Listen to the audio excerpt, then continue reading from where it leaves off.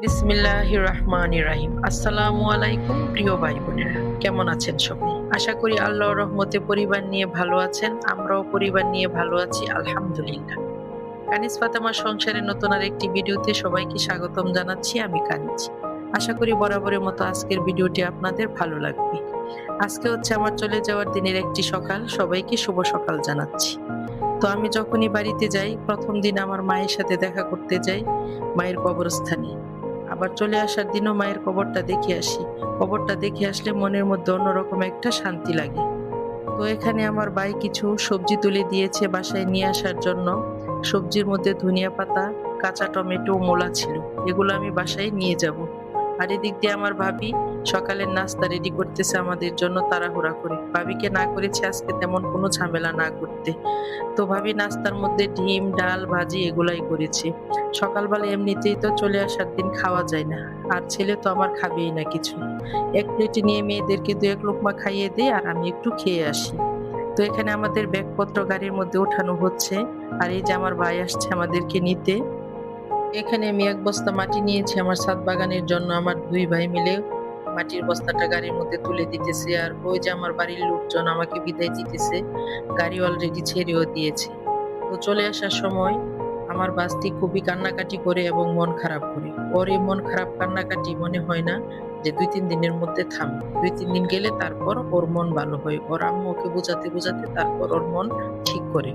তো এবারও তার ব্যতিক্রম হয়নি। চলে আসার সময় ও কান্নাকাটি করতেছে ফুপুর জন্য। এদিক দিয়ে আমারও খুব মন খারাপ লাগে সবাইকে ছেড়ে আসতে। কিন্তু যেতে তো হবেই, কিছু তো করার নেই, এটাই তো নিয়ম।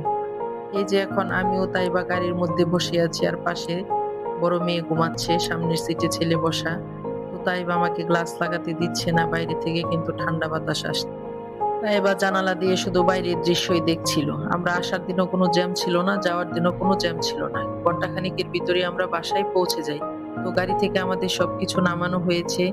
এখানে এনেছি ২টা দেশি মুরগি তাইবার আব্বুর জন্য। আর কিছু আছে চেপা শুটকি, শুকনা শুটকি, তারপরে যে গরুর দুধ এবং ক্ষেতের যা সবজি সকালবেলা দেখিয়েছিলাম সেগুলো। আরো অনেক কিছু এনেছি। মাটির বস্তা, তারপর হাঁড়ি পাতিল মাজার জন্য ছাই। ছাইটা আমি সবসময় আমার আব্বার বাড়ি থেকে আনি। যদিও বাপের বাড়ি থেকে মেয়েদের ছাই আনাটা উচিত নয়, মানে মুরব্বিরা বলে আরকি। তারপর আমি বিয়ের পর থেকেই গেলে ছাই নিয়ে আসি। আর এখানে আমার ছোট ভাবি তাইবার আব্বুর জন্য কিছু মেরা পিঠা বানিয়ে দিয়েছে। এটা আমাদের মানে আঞ্চলিক ভাষায় এটাকে মেরা পিঠা বলে। এখানে মা একটা মুরগি কেটে দিয়েছে দুপুরে রান্না করার জন্য।